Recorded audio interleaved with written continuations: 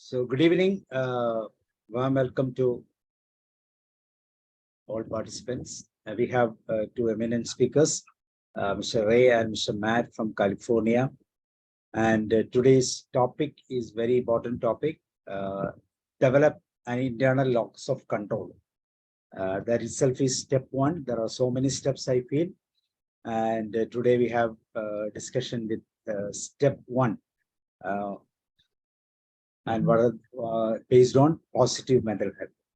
So, on behalf of all you, so I'm welcoming Mr. Ray and Mr. Matt for explaining what is the internal locus of control. So, both Ray and Matt, you are welcome. Thank you, Dr. S. We appreciate you having us. And I do agree this is one of the more important subjects. I think this is the tipping point between whether you're going to do well in your life or whether you're not going to do well in your life. Actually, that severe. If you think that they do it to you, if you think that people make you feel anything emotionally, and that it's up to them what you feel, then yeah, I don't know, it doesn't go very well probably. You tend to be kind of a whiner and a blamer and a victim, and you're not in charge of you. And to me, taking an internal locus of control, which just means that you're in charge of you and you accept that you're in charge of you, it gives you the power. It gives you all the power and all the control over your life. Otherwise, it's them and oh my goodness, and it's them. I don't want it to be them. I'll be a control freak in this area. I don't want it to be them. I want to be in charge of me. And so I think this is a critical tipping point for if we do well or not well. And I also think that, and add one more to it, is that if you are in charge of you, if you can take responsibility, I call it emotional responsibility. If you can take responsibility for your own thoughts and feelings and actions, and not some of them, all of them, not some of them, not when you feel like it. Oh yeah, that was me. They're like, no, they're all you. They're all you. If you can take control of, accept that responsibility, then, and only then, in my opinion, sorry, can you truly live, truly live. To me, this was a life changer. I used to be pretty shut down. I used to hide. I used to be quiet. I used to be shame-based. I used to not be stand up and be heard like we're doing right now. All this stuff, until I was able to figure out that I'm in charge of me. And since I'm in charge of me, and since I can deal with my negative emotions, then I can do all kinds of stuff. I can risk first. I can love first. I can reach out to people first. I think I'm more successful because of it. I think I'm clearer because of it. I think I have more friends because of it. I think I have more closeness and intimacy in my life because of it, et cetera, et cetera, et cetera. It just keeps going. And it all starts with this one decision that you are in charge of you, not them. You are in charge of you, right? So Ray calls it an internal locus of control. That locus is kind of a weird word, but it works in this case as opposed to an external locus of control. And so if you can be in charge of you, here we go. So I'll turn it over to Ray. I believe you got a PowerPoint, and off you go, bud. Okay, here we go. Share. We go to slideshow. From. Oh. Okay, here we go. Yes. So yes. Okay, we're all set. All right, so positive mental health, and Matt and I, the more we talk about this, the more we believe that this is really the most important step to get you on the road to positive mental health is to develop what I call an internal, sometimes people use the word inner locus of control. Okay. Now, it's really is the most empowering thing you can do for yourself. And it's the most empowering thing you can teach others to do for themselves. For example, I was a teacher, or if you have children, you're a parent, or if you just have friends or family members, it's the most empowering thing you can teach others to do for themselves. Now, and like Matt said, people will often say when I do presentations or when I was a teacher, people will often say, learning to have an internal locus of control was life-changing for them. And I understand that because it was for me, and I believe it was for Matt as well. Because literally you just kind of wake up out of having lived a big lie all your life. Now, one of the things I always do when I teach or when I work with at-risk students in groups is I always promise to teach them how to have real power and control in and over their lives. Now, real power control is not getting angry. That gives you a false sense of power and righteousness, permission, and protection. It's not telling others off. That's not real power control. Anybody can do that, but nobody has to do what you want. It's not putting others down. It's not threatening others. It's not getting physical with people. That's not real power and control. It's not intimidating others into doing what you want. Real power and control is being able to choose whether you'll get upset or not. And if you do get upset, to choose how upset you might get, and being able to choose how you'll feel regardless of what others say and do and what happens. It's being able to get your life to play out as you'd like it to instead of some other way. Now, developing an internal locus of control will give you maximum power and control over your emotional destiny. And we use the term emotional destiny, meaning how you'll feel in the next few seconds, minutes, hours, days, weeks, months, and years. Now, before explaining how to develop an internal locus of control, I want to explain what I call our default philosophical position. And that is what we call, or Dr. Albert Ellis called unconditional self-acceptance. It means choosing to see whatever you think, feel, say, or do, have in the past or might in the future, as part of being human and understandable given what your life experiences have been, which may have been much different than other people around you. Now, part of being human means you'll never be the first or last person to think, feel, say, or do something, or make a mistake, or struggle with something. You'll always have a lot of company, which that suggests to me that that means it's part of being human. Human beings do that. And understandable just means that if you put other people through exactly the same experience you have been through, chances are they'd probably end up thinking, feeling, saying, and do much the same. Some might be a little better, some might fare worse, but it'd pretty much be the same. Now, the reason we do unconditional self-acceptance is to combat shame that can block change. Dr. Ellis used to say shame blocks change, and shame can make people want to keep what they think or feel or struggle with a secret, and it makes them less likely to seek or accept help that is available. Well, that can get in the way of you making progress and changing for the better. Now, developing an internal locus of control is a mix of the three steps of what Matt calls positive mental health: awareness, acceptance, and action or no action. And there'll be a mix of that today. Now, locus of control, the term means where someone sees their feelings as coming from, what they see as the cause of how they feel. And you can have an external or outer locus of control or an internal or inner locus of control. Now, the vast majority of people walking the planet have an external locus of control, and they don't even realize it. Now, external locus of control, by that we mean that they wrongly see and believe that what others say and do and what happens makes them feel the way they do. Now, for example, you only need to listen to the way people talk about how they feel and how they come about. For example, people say they really piss me off, that's really depressing, my job is really stressing me out, they hurt my feelings, they made me feel so guilty, they're putting a lot of pressure on me. Now, the key point here, though, is that anything that others say and do or that happens is technically just an event in our events. It's a life event. Okay. Now, if you wrote a formula for how most people look at things, it might be something like this: the event equals my feeling, or the event somehow causes my feeling. Now, they are what we call unconsciously incompetent. And that's not meant to be a criticism in any ways. It simply means this: they make themselves feel worse than necessary or helpful, and they don't even realize how they're doing it or why they're doing it. Now, hopefully they get, if you went through a presentation like this and took a class with me or Matt, you'd eventually become consciously incompetent, which means you realize why you're and how you're making yourself feel worse than necessary or helpful.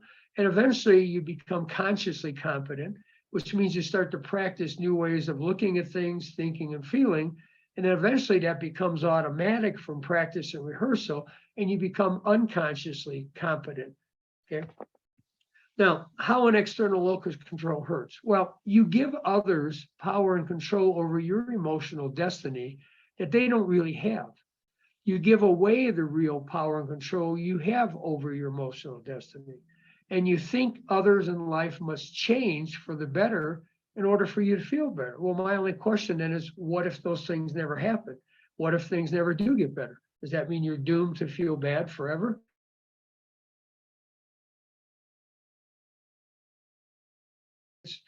Gets over that. Are you stuck being miserable the rest of your life? And it may cause you to feel like a victim of others and your life events and helpless. Oh, great, my internet connection is unstable, wonderful. And feel like a victim of your others and your life events and helpless to feel better. Now, lastly, you generate more emotion as necessary or helpful, typically when you have an external locus of control. And more importantly, you miss many opportunities to feel better. But there's one other way it hurts you.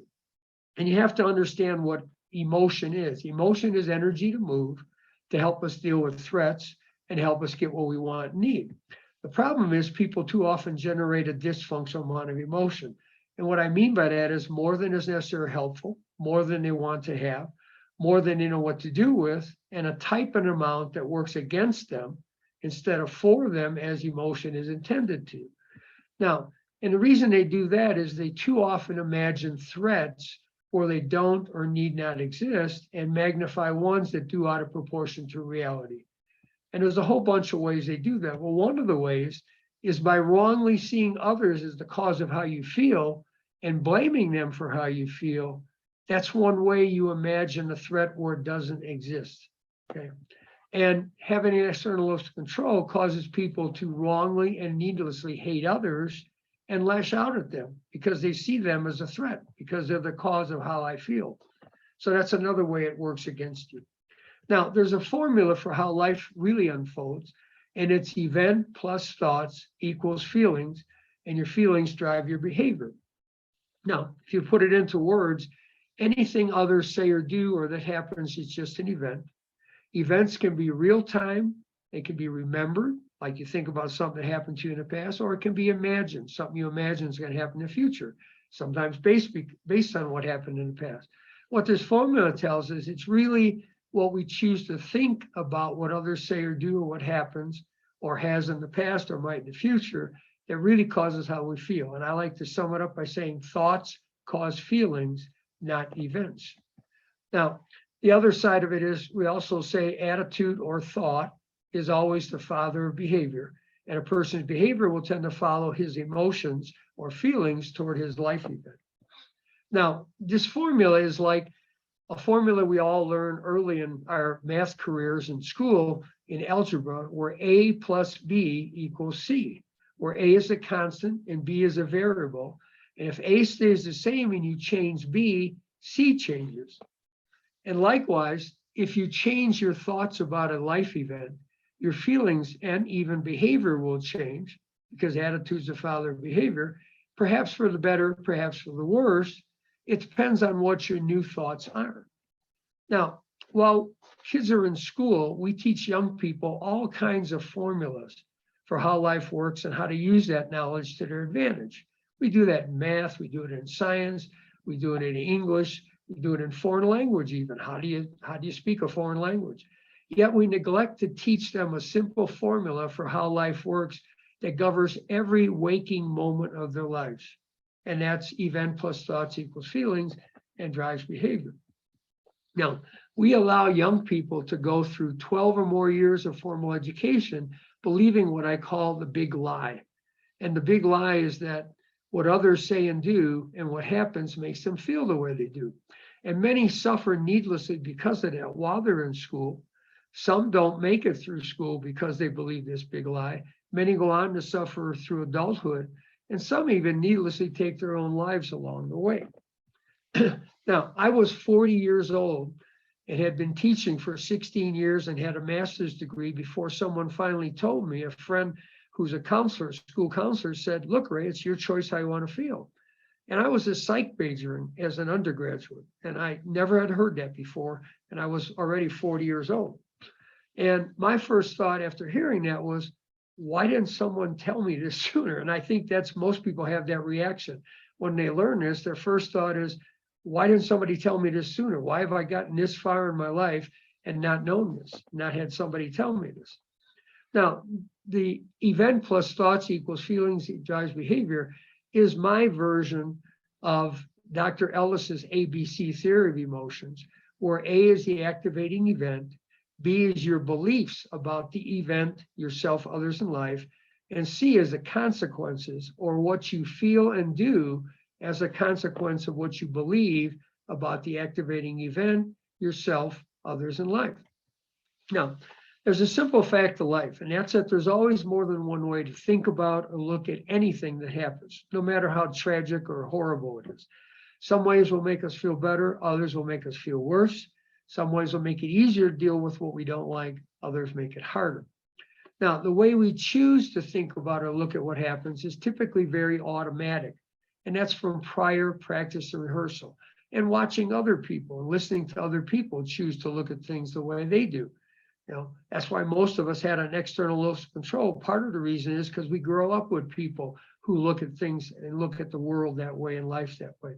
Now, that causes most people to lose sight, because everything's so automatic, causes them to lose sight of the fact that there are always other ways that they could look at things and that they have a choice. Now, the logic of an internal locus of control is this. There's always more than one way to think about or look at what happens, no matter how tragic or major or minor it might be. When we pick one to the exclusion of others, we've technically made a choice. So it's our choice. We could choose other ways. So technically it's our choice how we think about or look at what happens. And since thoughts cause feelings, not events, therefore it's our choice how we want to feel. And we also say no one upsets us, we upset ourselves. Now, earlier I said we have a default philosophy. And that's whatever you think or feel is part of being human and understandable.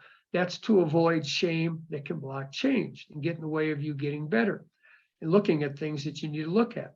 So if you want to do that, that's your default philosophy. But if you want to get better, and getting better means lower the frequency, intensity, and duration, or FID, of troubling feelings like anger, anxiety, depression. If you want to get better, you have to go with the philosophy or concept that it's your choice how you want to look at things, and therefore it's your choice how you want to feel. So you can jump back and forth. I mean, depending on what the situation is. If my dad was at my mother's coffin when she died, I'm not going to go up and say, Dad, it's your choice how I want to feel. That's not the time and place to do that. It'd be more appropriate then to say whatever you think or feel right now, Dad, is understandable, part of being human.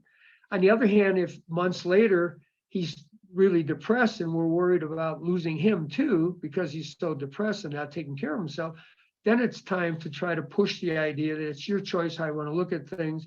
Whatever way you do is understandable and part of being human, but it's your choice how you want to feel. And you have a choice here. And there's actually a song I listen to a lot by Kenny Loggins called This Is It. This is it, make no, it's a really good song about his father when he had a heart attack and how he basically said, hey, it's your choice. You're either going to keep going or you're going to give up. It's a really good song. Now, we have all these other, what I call cognitive choices. There's 9 of them that I can think of. How we choose to look at what happens is one of them, or ourselves, others in life. What meaning we attach to what does happen. And that's very important. The meaning we attach to things is very important. What we remember about the past at any given moment. I could think and remember some things right now that bring tears to my eyes and other things that bring a smile to my face. What we imagine will happen in the future. That could make me feel good or could scare the heck out of me. What we focus on. what we compare things or ourselves and our lives to, what we expect of ourselves, others in life in the first place, and how much importance we attach to what does happen. And lastly, what we actually spend our time thinking about. Now, for most people, like I said, these choices are well down below the surface. I like to say that behavior is the tip of an iceberg, and an iceberg is a good metaphor for a human mind. And these choices, people lose sight of them, so they're buried deep somewhere and people don't realize they have them. So we want to try to bring them up to the surface, okay? And you do that basically by saying, it's my choice, how I look at what happens, what meaning I attach, what I remember, what I imagine, what I focus on, what I compare things to, what I expect of myself, others in life, how much importance I attach, and so forth. Now, and I even urge people to take and make little cards, take a little index card, 3x5 index card, and write these statements out there, write these choices out, or even make a poster and put it on your wall. If I were still in the classroom, I would probably put a big poster on the wall in my classroom. And when something comes up that was relevant to this, I might point to the poster and say, all right, look, what's one of your choices? It's your choice how you want to look at this. It's your choice what meaning you want to attach or what you want to focus on. And that would be a way to get that person to take some power and control over how they feel. So I think it's very important to make these very visible, either by what we call a coping card or making a poster, for example, putting it up at a workplace or in a classroom or in your house. Now, choice is the real power and control you have over your emotional destiny, okay? That's where the power comes from. Now, it's important, Dr. Ellis always talked about semantic and scientific precision and correctness. And it's important we start talking in more scientifically and semantically correct and precise ways about how our feelings come about. Otherwise, we'll continue to feel worse than we need to or than is helpful, and more importantly, miss many opportunities to feel better. If I keep saying that really ticks me off, well, I don't ever realize that I don't have to tick myself off. I miss opportunities to feel better. These are some examples. I gave these earlier of what's incorrect and imprecise ways to talk about how feelings come about. They really piss me off. That's really depressing. My job is stressing me out. They hurt my feeling. It made me feel so guilty. They're putting a lot of pressure on me. Now, take the first one. It really pissed me off. Well, really, the truth is, no one upsets me. I upset myself. They don't piss me off. I piss myself off. And that's part of being human to do that. What they say or do is just an event. It's my choice how I want to feel. So those might be alternative, more correct, precise ways of talking. Now, as far as stress and pressure are really anxiety. And the important thing about that is stress and pressure comes from inside us, not outside. Now, others may have expectations of us, and they have a right to expect whatever they want to of us. What they expect is just an event. It's our choice what we want to think about what they expect. And what we want to expect, it's our choice what we want to expect of ourselves. And it's our choice how much importance we want to attach to their expectations and what does or doesn't happen. So therefore, a more precise way of talking and correct way is I'm stressing myself out. I'm putting pressure on myself. Now, you could also, instead of saying that's depressing, I'm depressing myself about that, or I'm making myself feel guilty, because no one can technically make you feel, no one can make you feel happy either. A lot of people think they can make other people happy, think other people can make them happy. And in a way, that's a real big setup, because if you go into relationships thinking you not only can make me happy, but that's your job, well, years later, when I'm not happy, who am I going to blame for? You. And that's why divorces occur. Now, I want to talk specifically about the one, they hurt my feelings. And the way I always challenge this is to say, have you ever seen a feeling? Not what someone looks like when they have a feeling, but an actual feeling. And have you ever held a feeling in your hand? And of course, the answer to both questions is no, because it's a neurological, biochemical, electrical event in the body. So if you can't see an actual feeling or hold one in your hand, how can you hurt a feeling? So the answer is that you can't. So that's really a nonsensical way of describing what sometimes happens. Now, what others say and do, if we go back to our formula, what others say and do is just an event. It's really how we think, choose to look at, or think about what they say or do and who they are that determines whether we end up feeling hurt or not. So a more precise and correct way would be to say sometimes but not always, because of what we choose to think about others and what they think, feel, say, and do, we understandably make ourselves feel what we call hurt. Okay. And that's part of being human. Now, I always think about when I was a kid, I always remember kids saying, I know you are, but what am I? Someone called them a name and they'd sit there, I know you are, but what am I? And they'd call them something else, I know you are, but what am I? And they sat there with a big smile on their face laughing because they were invincible because of what they chose to think and say out loud in response to what that person said. But the moment that they started thinking, how dare you say that about me? Then they felt hurt and it gave that other person power and control. And then they might get angry and lash out at that person and do the same thing back. Now, to talk about a couple terms like self-image and self-esteem, what others say, others think, feel about you and say and do, that's their choice. That's just an event for you and it's their choice. But your self-image, how you look at yourself, that's your choice. And how you feel about yourself or your self-esteem ultimately comes from how you look at yourself, not how other people look at you, but how you look at yourself. And that's your choice also.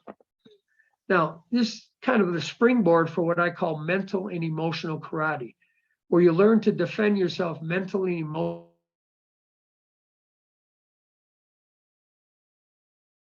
of others in an analogous way to how some learn to defend themselves against physical attacks in real karate classes. Now, schools have an obligation to try to prevent bullying. They have an obligation to provide a safe environment for everyone to learn in. Now, that's what I call, when they try to prevent bullying, that's what I call an outside-in approach.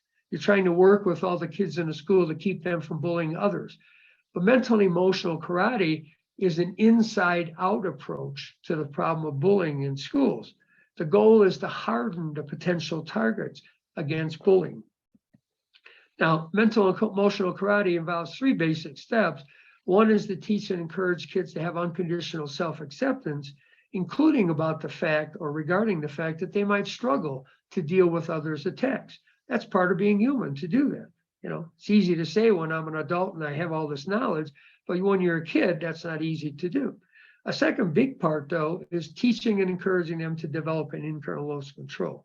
And when they're very young, we do a thing called rough spot training, where we teach them to talk about hot and cool thoughts.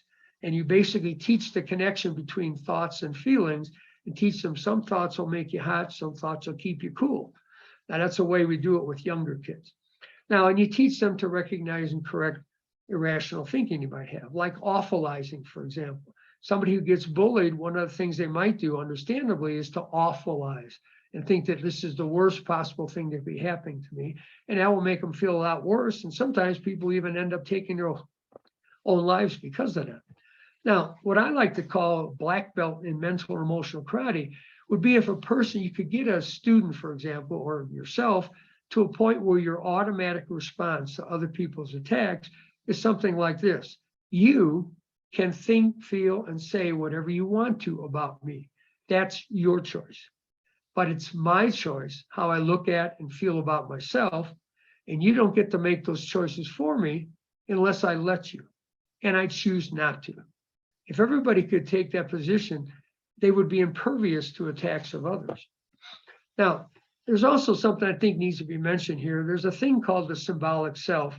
And the way I define it is the person we want to be and be seen as by others. So if somebody calls you names or puts you down, that gets perceived as a threat to the symbolic self. The problem is the brain treats a perceived threat to the symbolic self the same as a threat to life and limb. It doesn't distinguish between the two.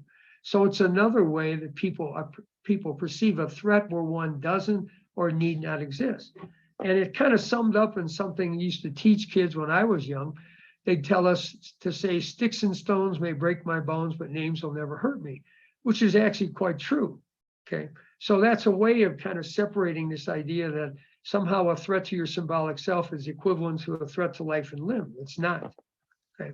Now, ultimately, in an attempt to appeal to the humanity of students and young people and get kids to not bully others, people are telling kids nowadays that words hurt.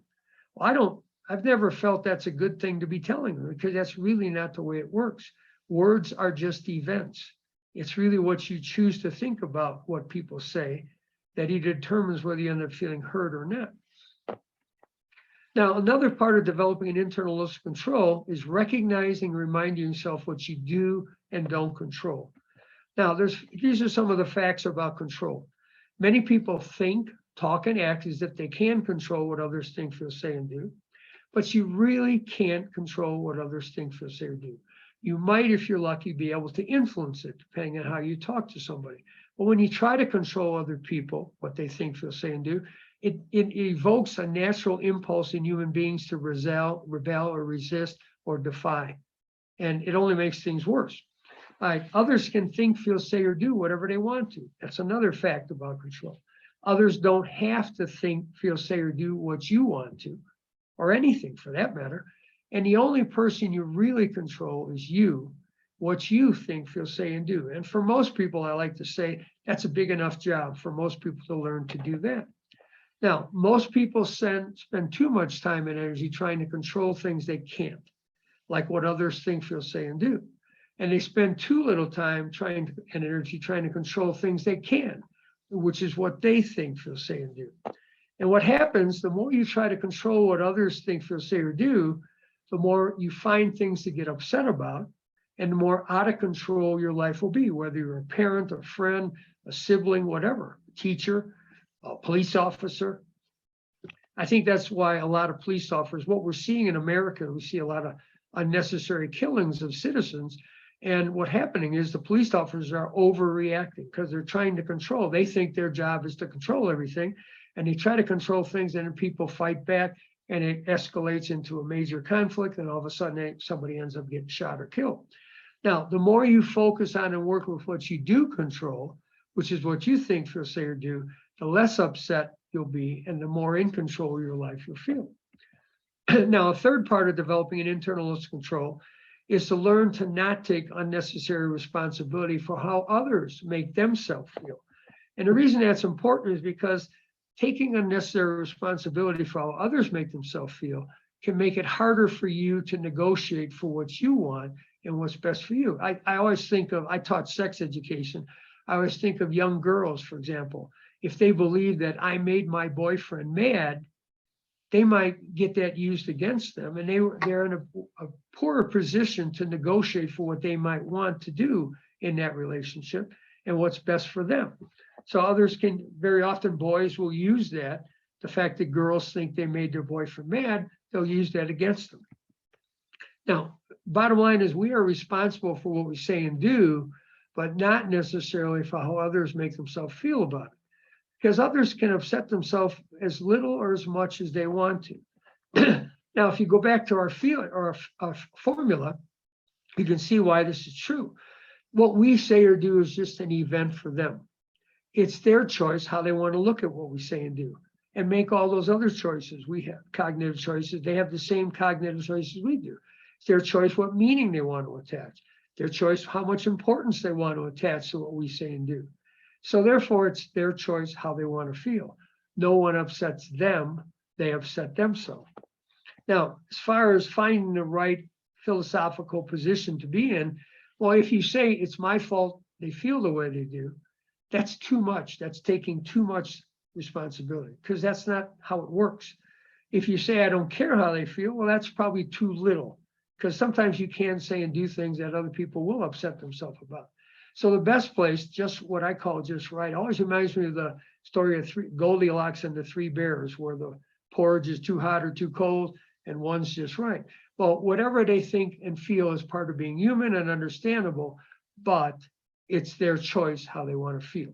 So that's what I think is like that middle ground, which is a better place to be. Okay, so what will it take to change? Well, it's important. I always talk to people about ruts. Whenever you practice thinking or looking at things in some way, or feeling a certain way, or behaving a certain way, you create what we call ruts in your brain, okay? And you will probably have, anybody right now will probably have deep ruts for looking at things in the old ways, for having an external locus of control. Now, ruts make looking at things your old way automatic. And one of the problems you face is you can never get rid of those ruts. You can only make new ones and hope you plug into those instead of the old ones. So you do that by practicing new ways of looking at things. But you can always slip into old ruts, and probably will, old ways of looking at things. For example, sometimes I ride down the street and somebody cuts me off. I think they made me mad, but then I remind myself, no, they don't upset you, you upset yourself. It's your choice how I want to feel. No sense getting, I talk myself out of it because I plug into some new ruts. Well, the reason I'm able to do that is because I've practiced those new ways of thinking and look at things to a point where they become rutted enough where they can compete with my old ways. Now, lucky for me, I taught this 5 times a day as a teacher. So it gave me, I learned it 5 times more than my students did. So it helped me to make new ruts and get the practice in. Now, for example, you might practice rehearse saying these kind of things to yourself. What others say and do and happens is just an event. It's my choice how I look at things, my choice how I want to feel. No one upsets me, I upset myself. I'm stressing myself out about that. I can't control what others think, feel, say, or do. The only person I control is me. No one upsets them, they upset themselves. And you could even do what I said earlier, put these on a card and maybe even have a whole stack of cards that you refer to and remind yourself of new ways of thinking and looking at things. It's a good way to get that practice in. Now, so just to sum up what I've said here, developing an internal locus of control is, I believe, and I hope Matt agrees with this, I think he does, the first and most important step toward positive mental health. Now, it's the most empowering thing you can do for yourself and teach other people to do for themselves. If you have children, or if you have students in your life, if you're a teacher, or if you just have friends, siblings, and family members. Now, there's a formula, and that formula is event plus thoughts equals feelings, and that drives behavior.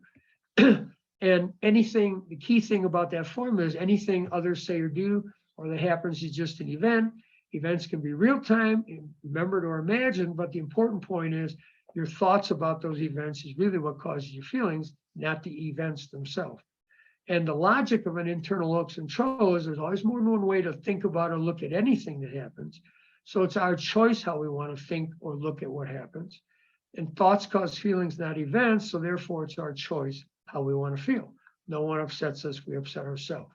Okay. Now, and I want to finish with 2 quotes, 2 of my favorite quotes, which I teach as part of mental and emotional karate.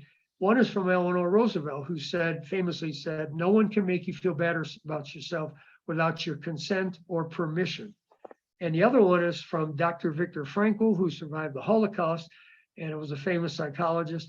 Everything can be taken from us but the last human freedoms: to choose one's own attitude in any given set of circumstances, to choose one's own way.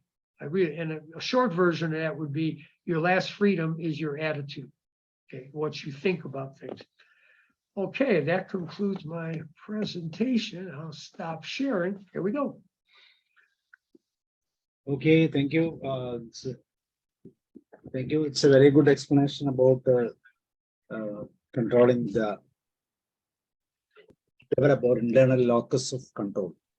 And it's very important, identifying the symbolic self is very important. And your choice and my choice, both are different.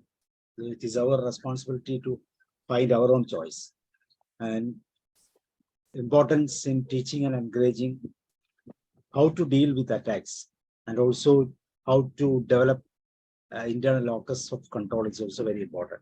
And there is a question, why it is important? That is something to be asked always, why it is important. So thank you very much. Fantastic topic. Okay. I think there are one more steps will be there. The step 1 is there. Next step is also there.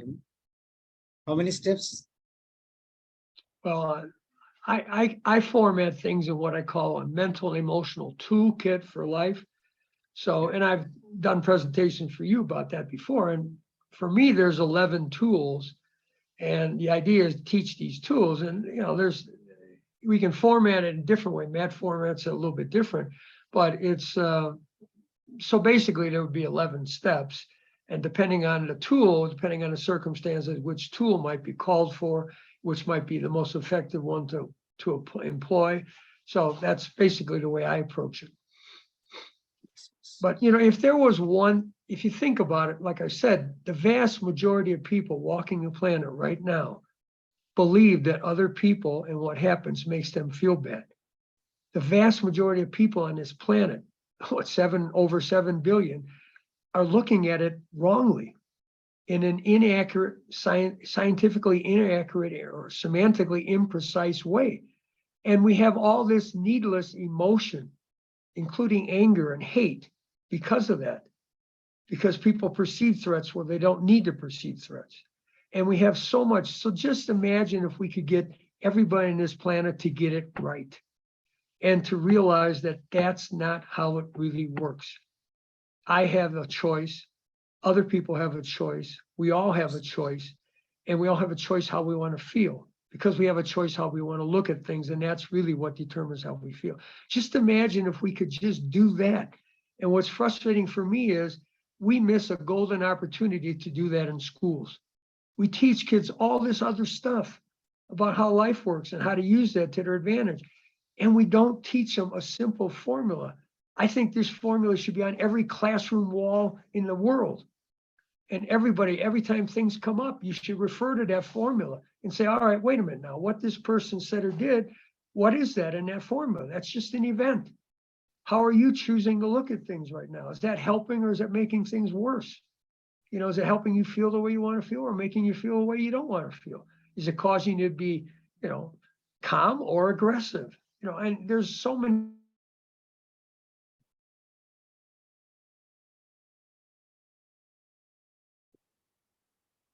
Okay.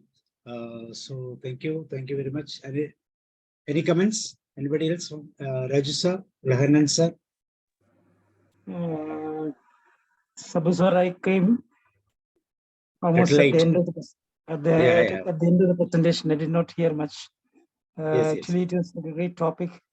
Controlling yourself, controlling your inner self is very important. Without controlling yourself, you cannot control others. Self-control is the most important thing, let's say, suppose. And this topic was very good.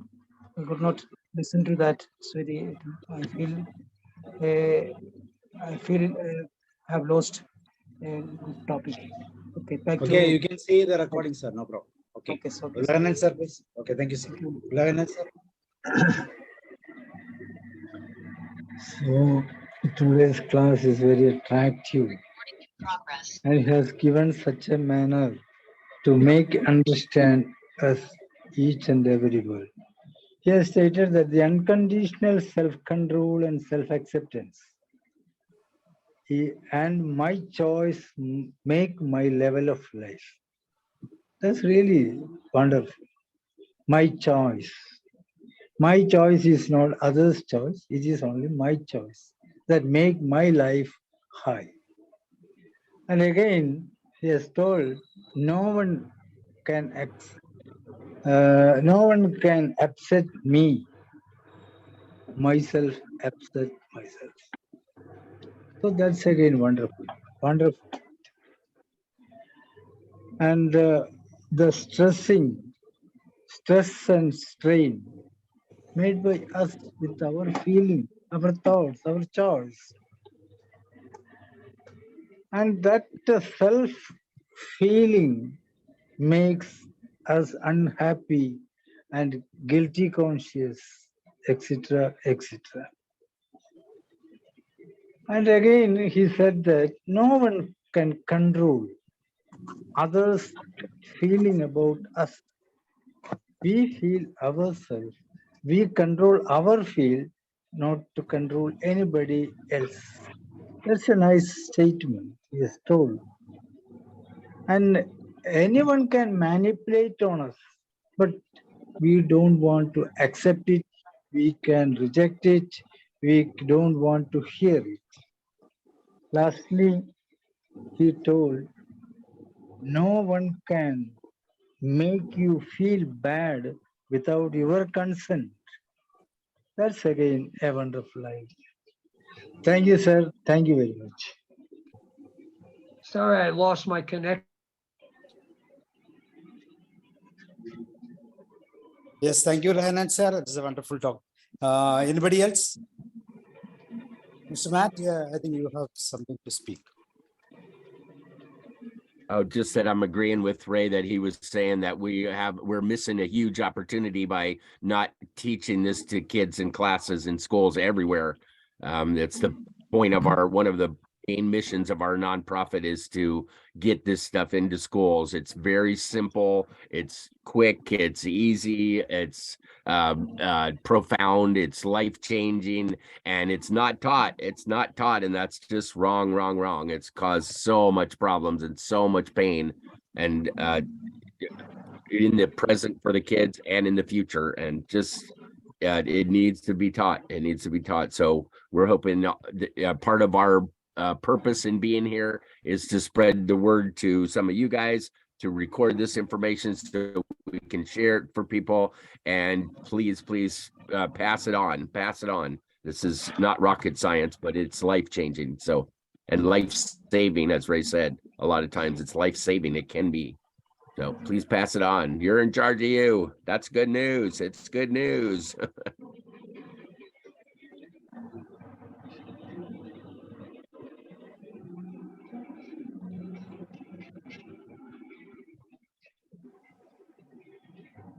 You guys agree that this is one of the most important lessons we can teach people?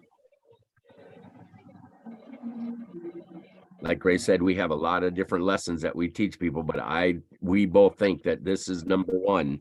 This is number one. If people can make this shift, it changes everything. Do you guys agree?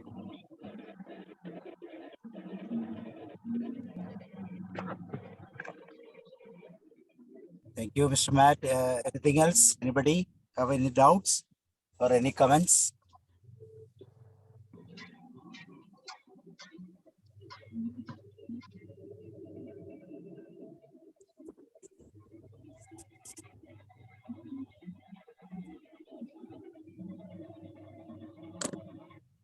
So any more comments from anywhere?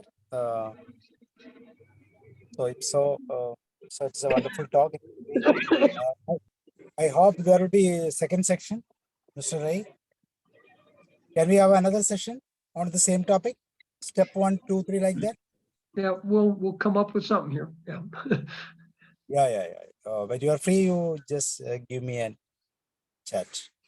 Okay. So once Yeah, if again, you wanna- thank you. Yes, Matt. Matt's my handler here. So. Yeah. Oh, That's where I make the big bucks, Ray. Yeah. anyways, Saturday is very much feel free for you. I am keeping Saturday free for you two people, and I expect one Khan is there. Khan is also coming with us with emotional intelligence. Excellent. Okay, so we'll meet you in the next section. Thank you once again, Mr. Ray and Mr. Matt.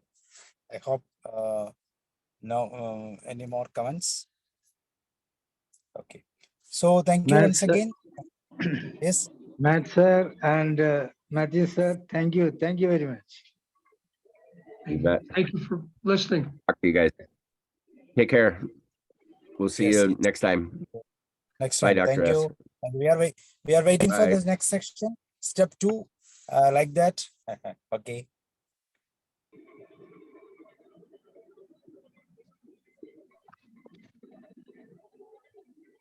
I think we're done. George sir, എന്തെങ്കിലും പറയുന്നോ? Thank you, sir. That locus of control is a great subject. It's very clear that topic. But sir, one request is, Ray sir, I can follow you. You are very speedy, I think.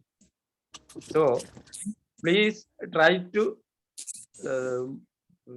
that I talk slowly. Some more time to the teaching the class. So Well, that's why it is easy to follow and understand. and that's why I put it all in writing, because Dr. S told me that it's easier for most people in India to understand written English than spoken English. So that's why I made sure everything is in writing, and you can go back and look at it at your own pace, take your time, go through it as slowly as you want to, and go back, keep going back and forth to see, because we only have so much time, and I try to go as slow as I can, but I want you to be able to see what you're hearing too, and I'm hoping that'll make it easier to understand. Because I have trouble with language too. If there's any kind of accent, I have trouble too. That's why I never did very good in foreign languages in college. I actually failed them, quite frankly. But so it's easier when you see something. So that's why I put all the work on the screen, so you can go back at your own time, take as much time as you want to go through it as slowly as you want to. So. Okay. That's Thank true. you. Thank you, sir. Thank you so much. It's only a when we are request. See, when we are seeing the PPT, it's very clear. Very clear. That's really good. And your PPT is so simple. Nothing special, only details and absolute contents. So anyway, thank you once again. So we'll meet next Okay. time.